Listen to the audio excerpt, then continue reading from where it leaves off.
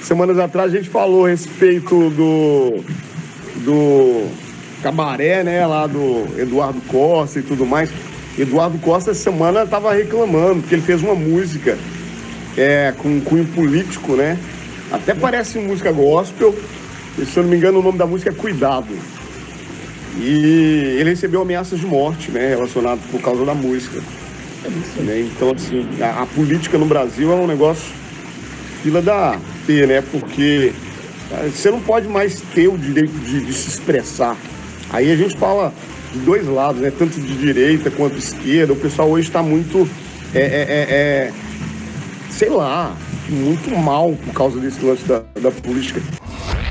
Fala, peão! O radicalismo tomou conta e você não pode mais falar que você é de A ou se você é de B, ou se você faz, antigamente, por exemplo, quando o artista ele fazia uma música, né, que era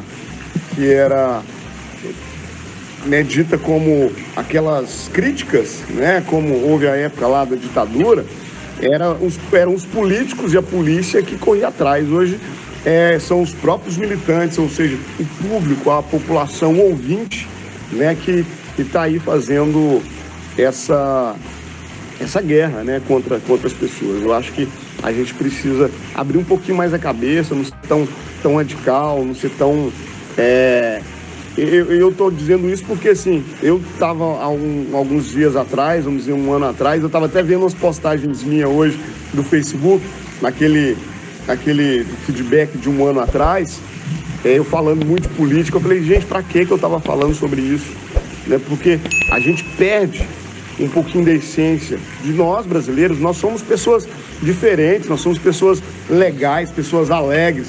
Aí de repente entra a política no meio, você já não consegue mais contar a piada, você não consegue mais cantar a música, você não consegue mais ter os amigos verdadeiros, as pessoas que você consegue ter um papo legal, sem ter medo do que você vai falar, para a pessoa não ficar chateada, com raiva, ou até mesmo querendo te matar, né?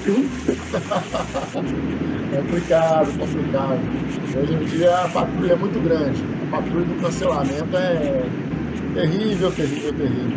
Infelizmente a gente perdeu uma pessoa muito querida essa semana no humor, que é o Paulo Gustavo. E eu acho interessante a postura dele, porque ele era um cara que ele era além do cancelamento. Ele conseguia falar de negro, falar de gay, era gay. Ele tinha uma abertura muito grande. Então tem algumas pessoas que têm essa abertura de falar de coisas polêmicas e não ser cancelado. O Paulo Gustavo era um deles. E essa questão do cancelamento é muito perigoso. Colocar no futebol, um jogador do Palmeiras chamado Dudu, ele estava com a carreira já estabelecida aqui no Palmeiras, artilheiro, ídolo, foi acusado de estupro e tal, né? Ficou a imprensa em cima, rede social em cima, o cara não aguentou a barra e foi negociado e foi para a China. Ele joga no futebol chinês. E o resultado saiu, ele não teve nada a ver com o caso. Aliás, ele foi vítima do negócio.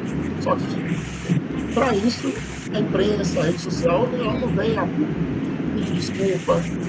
Aí o estrago já está feito. E assim como esse, são vários os casos que acontecem que a pessoa já é julgada. Né? Enfim. Você falou aí, relacionado ao Paulo Gustavo, e o pessoal pegou um trecho de um filme dele, onde ele fala alguma coisa que parecia ser uma blasfêmia, mas no entendimento dele, da forma que ele crê, não seria. E alguns até evangélicos chegaram a massacrar, alguns querendo até a morte dele, falando que o Covid era um castigo e tudo mais. Mas se as pessoas não conseguem ver além, né, com olhos espirituais, vamos dizer assim. E o Paulo Gustavo, ele às vezes fazia muito mais do que essas pessoas, em termos de ser cristão, vamos dizer assim. Ele fez doação de 1,5 milhão para um hospital, deu mais 500 mil para outro hospital.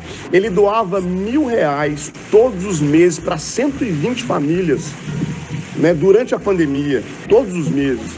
Quer dizer, e outras coisas que a gente não sabe, que também não precisa saber. A gente precisa simplesmente não ser a pessoa julgadora, aquela pessoa que aponta o dedo, né? Eu acho que isso aí é importante. Mas o fato é o seguinte, se eu começar a falar sobre política, no caso da esquerda, da direita, da polarização, eu falei a respeito dessa questão do cancelamento, mas o fato é o seguinte, todos nós viramos números, cada um vive na sua bolha e parece que cada um é um algoritmo do sistema, é um algoritmo do YouTube. Então, aquilo que a gente acessa na internet é só aquilo que está na nossa bolha. A gente não tem acesso a outra parte, né? Então, cada um no seu mundo e aí, de repente, duas bolhas se chocam e dá essa polarização toda. A gente se resume hoje em dia a números e algoritmos. Somos algoritmos. E falando em cancelamento, tá? Eu não sei como é que tá nosso tempo aqui, mas ontem teve o BBB 101, você viu? O dia 101 lá? Não vi. Então, teve um programa bem interessante, porque ele colocou as pessoas, todos os Big Brothers lá que estavam participando, né? E eles conversaram a respeito da experiência de estar no Big Brother, sobre o cancelamento, sobre o retorno, como um ressurgiu.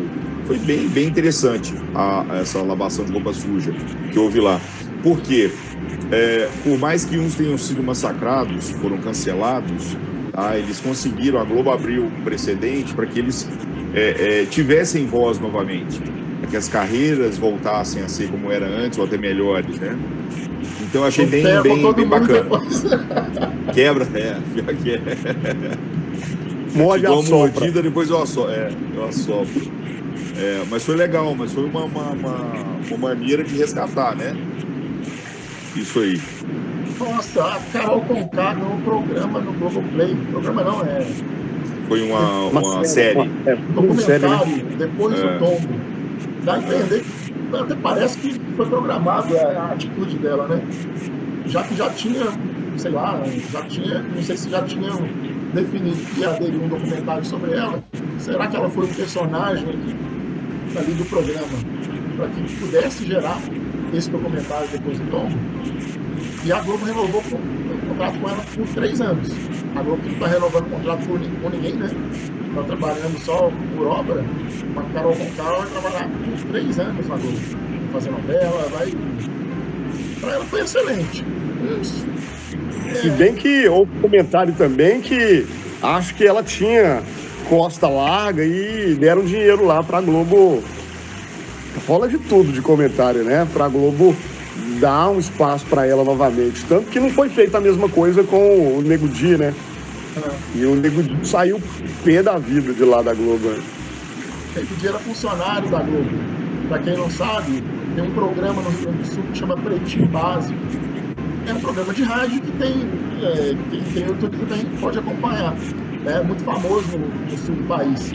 Ele era um dos integrantes desse programa, o Nego Di. Então ele se queimou totalmente, porque o programa é da Zero Hora, né? É do pessoal da Globo, lá do sul, que tem os direitos lá. Ele foi mandado embora também lá, né? Não voltou. Ele caiu feio mesmo. Mas olha a coisa do empoderamento, como é que ela é perigosa, né? Você dá poder para a pessoa, você dá a palavra para a pessoa e ela vai querer... Quem assistiu um pouquinho o Big Brother viu que as posturas, né, de alguns participantes lá foi justamente o seguinte: não, eu já fui massacrado até agora, então agora eu vou massacrar. Mais ou menos por aí, tá? Que foi a postura deles.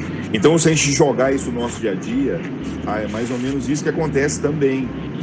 Tá? Então a gente tem que parar, tem que se equilibrar um pouco mais e pensarmos como pessoas, né? Não como números, né? Como você falou, como algoritmos aí. Então, se a gente se respeitar como pessoas, independente de ser negro, gay, branco, amarelo, vermelho, eu acho que a gente vai ter um mundo muito mais equilibrado. As ideologias, cara, elas são muito complicadas. E aí eu venho falar sobre Nelson Mandela, um exemplo, um cara que foi militante, um cara que teve treinamento militar, tá, para ser um terrorista, vamos dizer assim, tá, para se rebelar contra o sistema lá. E quando ele ficou 28 anos preso, e quando ele foi solto, ele foi presidente, ele poderia ter massacrado os brancos, entre aspas, e não o fez. Tá, então ele deu uma resposta, um tapa de luvas em todo mundo, cara. Ele mesmo com o poder, tá? Tem um filme, inclusive, que fala com o Matt Damon lá, do futebol, né? Rugby, isso, justamente. Então, quer dizer, ele promove a união do branco e do negro ali no rugby. Tá? E mostrando para eles que tem que ser, que as pessoas têm que se respeitar como pessoas, né? E eu acho que é isso que está faltando. Cada dia mais, né? Com certeza, com certeza.